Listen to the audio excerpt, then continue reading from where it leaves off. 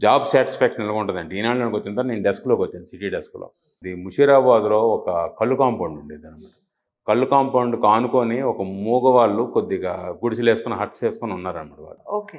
వాళ్ళకి ఆ కాంపౌండ్‌కి తర్వాత అది వైన్ షాప్ అయింది. తర్వాత అక్కడనమాట వాళ్ళని తీసేయాలి వాళ్ళు. ఆళ్ళకి ఉండదని వాళ్ళని తీసేసారనమాట. గుడిసెలని తీసేసారనమాట. మగవాళ్ళు ఎవరితోని చెప్పుకోలేరు.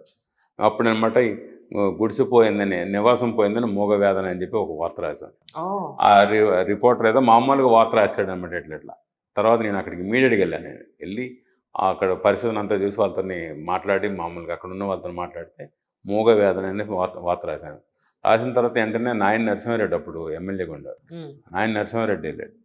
చూసాడు. చూసిన తర్వాత డాక్టర్ కె. లక్ష్మణ్ తర్వాత ఎళ్ళారనమాట. ఎళ్లి ఇవన్నీ చూసుకొని మొత్తం వీళ్ళందరూ మళ్ళీ ఏం చెప్పారు? వాళ్ళేం చెప్పారు? చెప్పిన తర్వాత మళ్ళీ 2, 3 రోజులు అయిన తర్వాత, వారం రోజుల తర్వాత ఏమి కాలేదని చెప్పి నాయకులెళ్లారు. హ్మ్. చూసారు. కానీ ఫలితం లేదని చెప్పేసి మళ్ళీ వార్త రాశారు. వెంటనే ఇమ్మీడియేట్‌గా నాయన నరసింహారెడ్డి వాళ్ళతోని మాట్లాడి వాళ్ళకి మళ్ళీ షెల్టర్ ఏపించారనమాట. మామూలు చిన్న రేకుల షెడ్ లాంటిదేసి మధ్యలో స్లాబ్ ఏసి రూమ్ కట్టించారు.